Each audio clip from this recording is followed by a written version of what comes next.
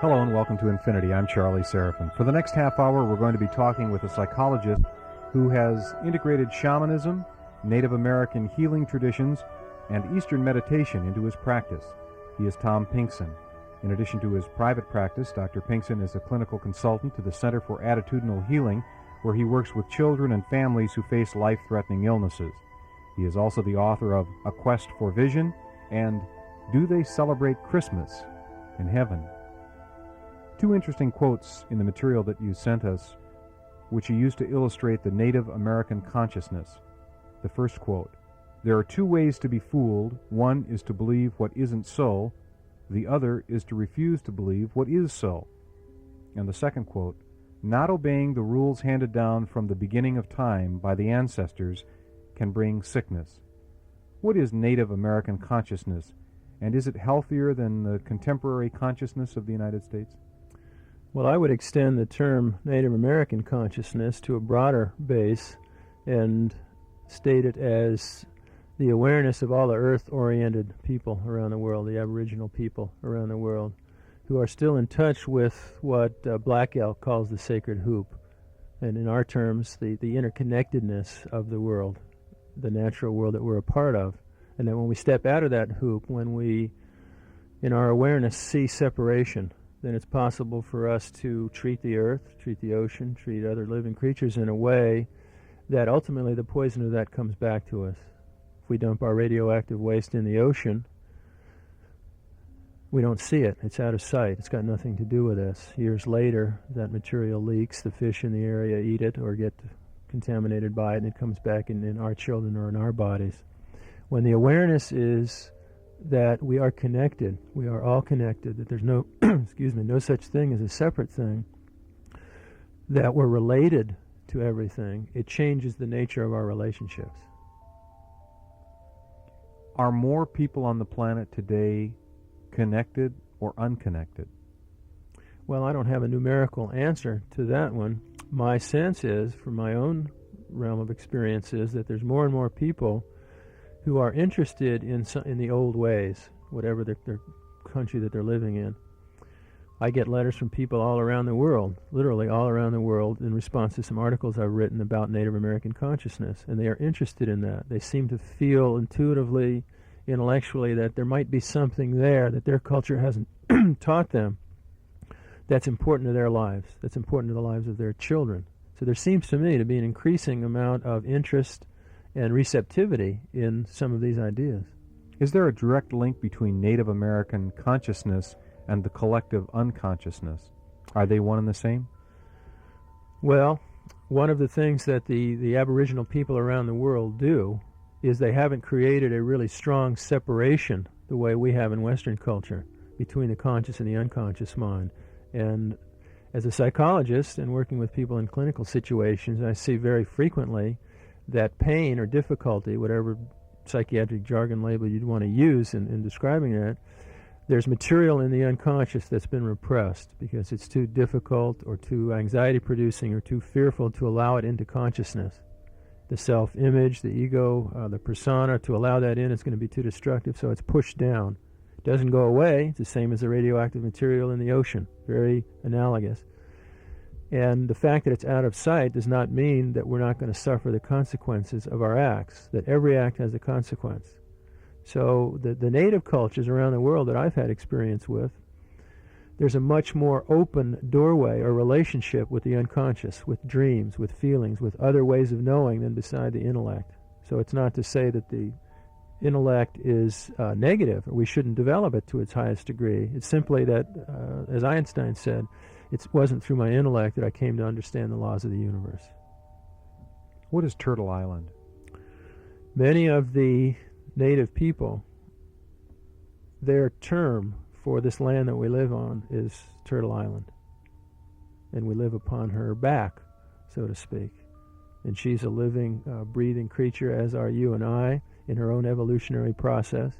She opens her body to us and gives of her gifts so that we might have clothing, we might have food, we might have teachings about how to walk on her body in harmony and balance. She gives us everything that we need for our physical lives to be good, to be rich, to be fulfilled.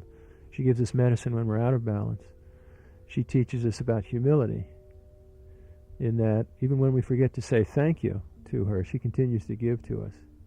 For many, it's interesting that there is a good deal of prophecy, some of it that goes back before the time of the first Europeans coming to this country, that speak about some of the conditions of pollution that are taking place now. And in fact, there is some prophecy that speaks to the point of eventually the day will come when the children of the oppressors, the invaders, will come back seeking the spirituality of this land.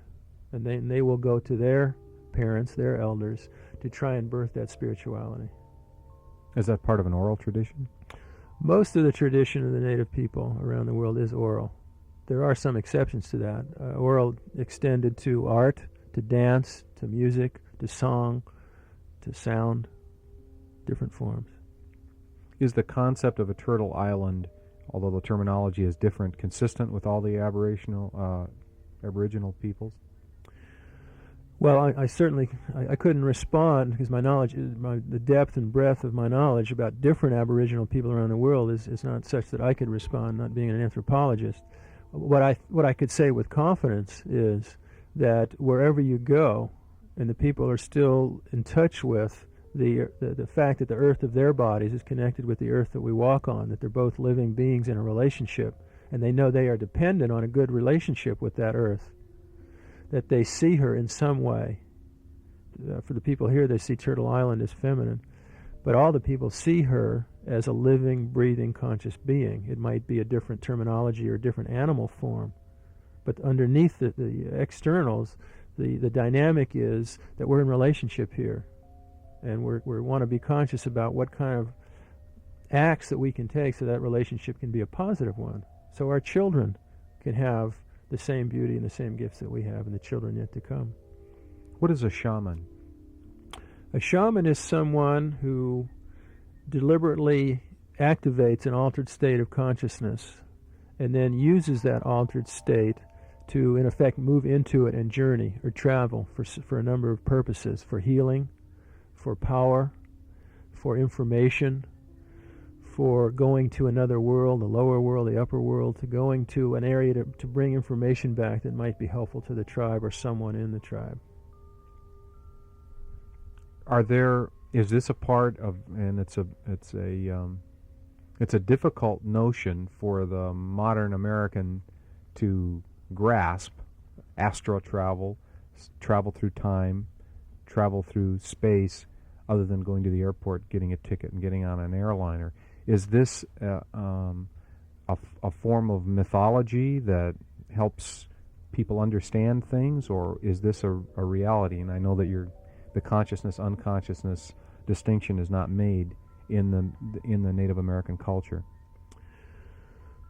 Well, that's a good point. As a preface to responding to it, for the American listener, the Western listener, it's interesting that some of the same ideas that shamanism talks about, that Western physics increasingly in the past few years, and nuclear physics and quantum mechanics is saying very similar things. Einstein, for instance, spoke of how the construction of time and that there's such a thing as a past, a present, and a future is an artificial construct that we impose on the universe, that they're all, in fact, here and now, available to us in potentiality. Shaman believes the same thing, that we can move through time, we can go backwards, we can go forwards. There's many parallels between what Western physics is discovering today and the world of the shaman. Are they as beneficial today in discovering them because of the mindset and the overlay, whereas if you accept this as a reality, you don't have to explain away the distinction between past, present, and future. You accept that as all part of one and the same being. But if you're doing it through quantum physics, you're explaining away what you've already come to believe. Well, it's interesting. It's interesting to read some of the writings, the personal writings of some of the pioneering physicists in this century, and the kinds of changes they go through. In effect, you might say there's a parallel to the alchemist, and they might start from a very, very traditional, solid scientific base, but increasingly the true scientist who has to deal with the data, not the projection of what they want the data to be, but as the data reveals itself, that more and more of those people come to the place of, for lack of a better term, a spiritual awareness, a spiritual consciousness. There just seems to be more going on here than what we understood or what we thought. There's mystery here.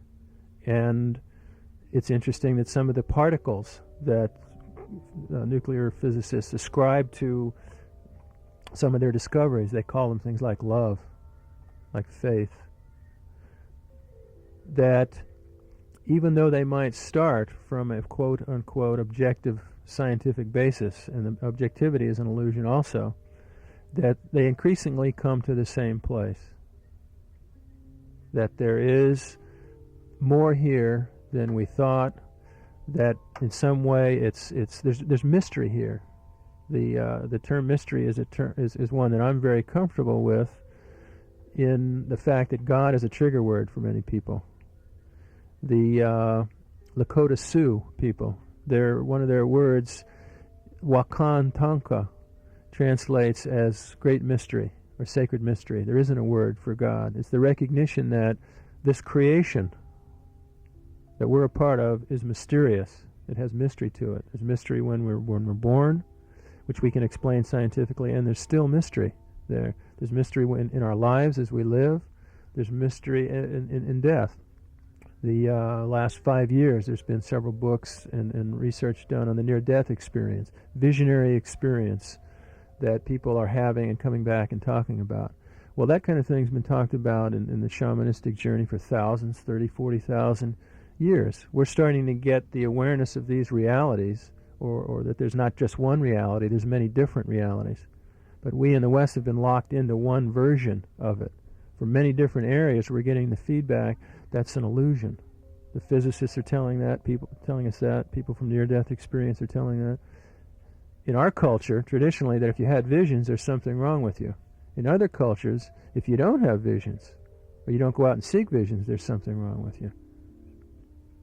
The idea of the necessity of having a vision, how does that translate into your everyday clinical work now in your practice and dealing with people? What kinds of people are you dealing with? About a third of the population that I work with is people dealing with life-threatening illness, children, adults, and the families connected with that. And the rest of my practice is all kinds of people, children, teenagers, families, couples, older people. Increasingly, inevitably at some point in the process, what comes out is that for the person to feel good about themselves, it's a recognition that you can't pursue happiness. You cannot pursue happiness. It doesn't work. What you can pursue is meaning in your life. And no one can give you meaning. That has to come from you finding out what has meaning for you and acting on that, exploring that. The old people, or the old ways, recognize that ultimately for that meaning to have power in your life, you have to find it yourself. So they set up an initiation rite, usually at adolescence, when the individual's questioning authority and wondering what it's all about, nobody can tell me anything. And so they set up in their wisdom from, you could say, thousands of years of research and development, they understood that young person, to honor who they are, and that questioning, needs to go out into the heart of mystery and have a relationship with mystery so that they get answers from that. So they would take them through training with the elders. They would take them through purification ceremonies and rituals. Then they would have the young person go out into what we in the West call a wilderness situation, the mountains or the desert or the woods, and they would spend a period of time there fasting and praying and going through the enactment of their particular tribal ritual or ceremony. The idea being that if you practice patience and you open your heart and your prayers are good, that eventually the Great Spirit, the Great Mystery, will speak to you in some way, because there is purpose to your being here. You're not here by accident. The Great Spirit breathed life into you as a loving gift because there was something you had to do. There's something you have to fulfill. A 14-year-old youngster that I worked with years ago, 2 days before his death from cancer, said, I think we all have an assignment in life. And some of them are longer and some of them are shorter. And when we fulfill that assignment, we graduate. But that's why we're here. That's why our spirits are in the body, to fulfill that assignment. Now, the quest for vision, or the rite of passage that helped the young person find their purpose, was that exploration, that was going into the heart of mystery, to open to it and pay attention with humility. And the humility is vital because you don't know how the mystery is going to speak to you. It might be, in the West, I've been taking people out for these kind of visionary explorations for years, 15 years maybe. And we're conditioned to think of it in terms of a Disney-like panorama across the sky. And so our total attention is looking skyward. And it may be that in the mystery of your moment out there in the wilderness, that the mosquito you're about to squash unconsciously, that may be how the mystery is bringing you a teaching about your purpose in being here. The process by which you go through being out there alone, facing the darkness of the night, the darkness of your fears, the darkness of your anxieties, with the threat of animals or who knows what, and the imaginary monsters that come out after a period of time. You're in an altered state from the fasting. It develops the muscles of faith, of trust, and the continued paying attention, opening through the prayers and paying attention. Sometimes it comes through a dream, sometimes it comes through an animal, sometimes it comes through a waking vision, sometimes it comes through what we would call our imagination. But if you stay there long enough and you practice patience and you pay attention, that ultimately you will get your vision. You will get your information about what your purpose is in some way, and you will also be in touch with the power to fulfill that vision because of the process by which you went about it. So you're seeking two things. You're seeking your vision, and you're also seeking the power to come back to your tribe, come back to your group, come back to your collective, whatever it is, and fulfill it, which in our culture, in our times, is even more difficult because there's so many forces pulling you in the directions that those forces think or want you to go in, which may be in violation of your own truth, your own integrity. So in terms of my own practice, I see a vital part of it is helping people get in touch with that there is a purpose to their life, and helping them open the door to begin exploring what is meaningful for them and to get in touch with the resources, the potentials of power inside of them that they can increase to help them pursue that vision, their meaning. And it's very powerful and it's very effective. One of the rites of passage for North American Indians is a trip through the woods, through the wilderness, for a young brave to choose his bow. And he must choose one tree from which he will cut his bow. And the woods are in front of him, but he doesn't know how far they extend. The only rules are that he cannot go back. He must choose one, and he can only choose one. He cannot cut more than one. It seems in our society, and while you were talking about you can't really seek happiness, you have to seek meaning. It seems there are so many unhappy people that are either choosing trees and throwing them away right and left and not finding any happiness in any of them and second-guessing themselves, or totally unable to choose any tree and continually passing through and getting to the other side and coming out empty. Does this ritual that you take people through to take them into the wilderness, can it be applied to anyone? Can anyone listening right now find that, or do they need direction, someone to teach them how to appreciate the experience? Well, it helps to have an elder or someone who's been through it. The tradition of the shaman is the wounded healer, or the medicine person is the person who has been there themselves, because it's not book knowledge. It's not answers that will help you when you come to face your own death, whenever that is for you in your life. You're not going to get strength from book answers or someone else's answers. What's going to be helpful for you at that time is your own relationship with the mystery. It's helpful in our culture, and traditionally it's always taken place with an elder or a group of elders supporting that young person. So the interaction there becomes an opportunity for a transmission from the elders to the young person of, in effect, what's worked for the rest of the gang for the last 1,000 years and what hasn't worked.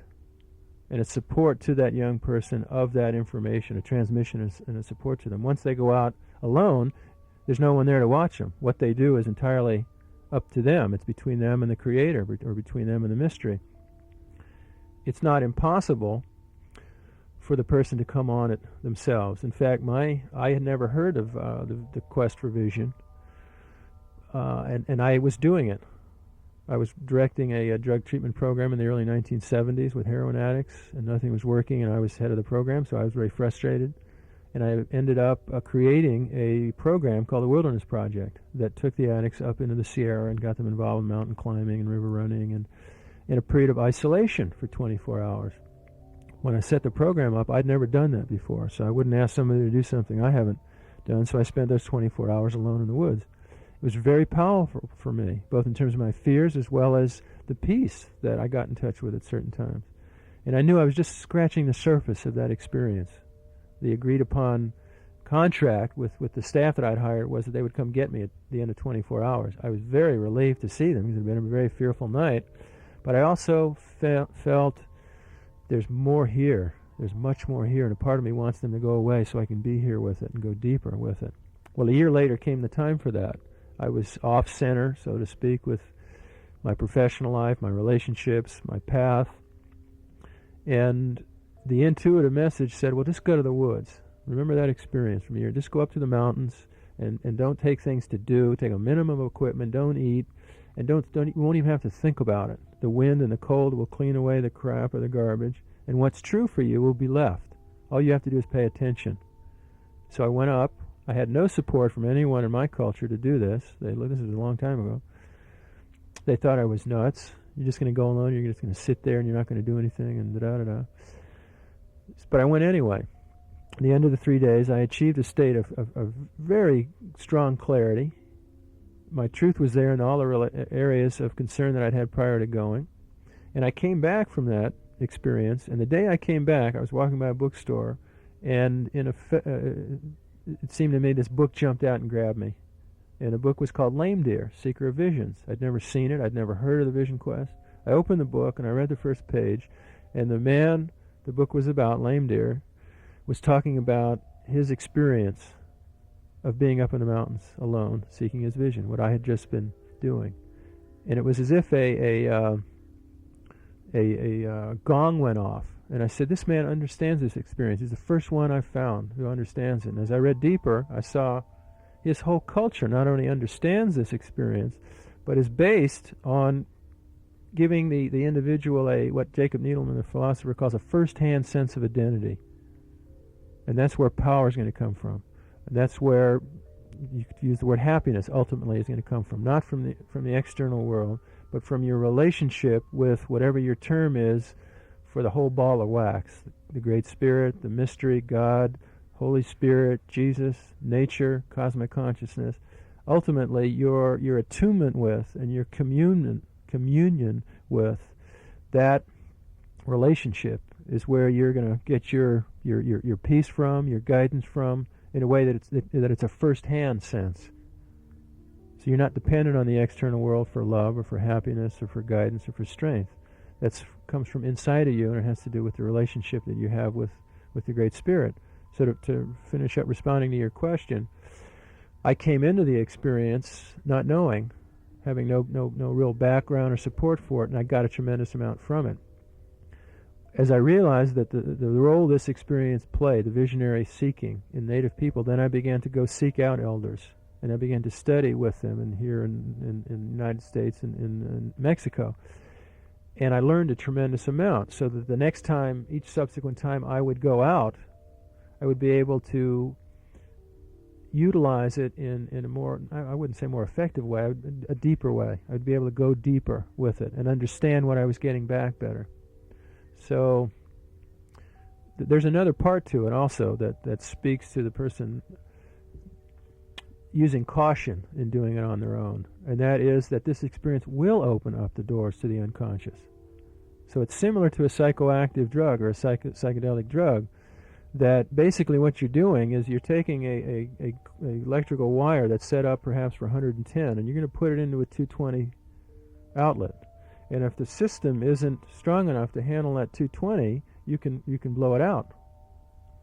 So the material that can come from the unconscious, the collective unconscious, your personal unconscious, the visionary experiences. I heard one elder speak once of someone who had come to him saying, would you help me with my vision quest? And the elder said to him, are you prepared to be up there alone in the middle of the night and see someone walk up to you holding your head in their hands?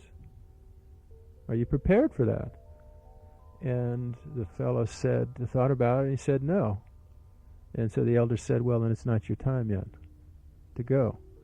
So these are old ways of altering consciousness, and when you open those doors, you don't know what's going to come through. When you go deeper into mystery, you're not in control. So it's like a death there, and the rebirth is that experience that comes from going through that death. But that can be very scary. It can be very, if the structure's too fragile, the ego structure is too fragile, it can destroy it. It can cause a lot of problems, very similar to psychedelic drugs. So the value of traditionally, the person went from a group context, the tribal context, went through training there, then went out alone, had their visionary experience that helped them and get in touch with what we would say in Western psychology, their potentials, their gifts. And the reason the Great Spirit gives you those gifts is not to hold on to them by yourself in a closet, but to develop them to the highest degree that you can, and then you give them back to your people. So you came back from your visionary seeking, and you would share with the elders what your experience was. They would help you ground it. They would help you understand it, as well as the fact the preparation they gave you helped you to go about it in a good way. So while you were with it, you were able to deal with what came to you. Can that experience come about in an urban setting, or do you need the wilderness? Do you need the desert or the mountain or the woods? Well, it's certainly possible in an urban setting, but I think a lot more difficult. Because one of the things that happens in that natural setting is that you are exposed to the rhythms of the natural world, which we are a part of. You're not exposed to artificial time, lighting of street lights. You're exposed to the very nature of yourself in nature. And there seems to be, for thousands of years, a healing quality that comes out of that, especially if you're supported in doing it. What about the Native American concept of death?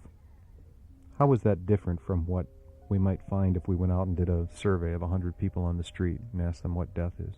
Well, I need to preface by saying my responses are generalizations, and each tribe has a different understanding or a different explanation. But I think what you could say is that all the Native people recognize there's a lot more going on than what we see with our ordinary eyes and ordinary consciousness or our physical modalities. There's much more going on there. There's mystery there. There's more to us than the aggregate some of our physical bodies. There's our spirit. There's our spirit that came into and occupied a physical body for a period of time, and when that life walk is finished, it will leave that physical body. But the essence of who we are is not the physical body and continues in some way.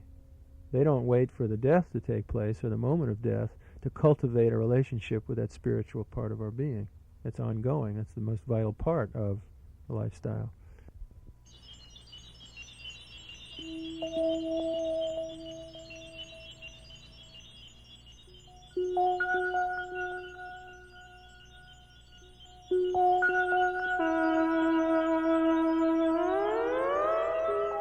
This is Infinity. Remember to keep your mind open and listen to your heart. I'm Charlie Seraphin. Thank you for listening.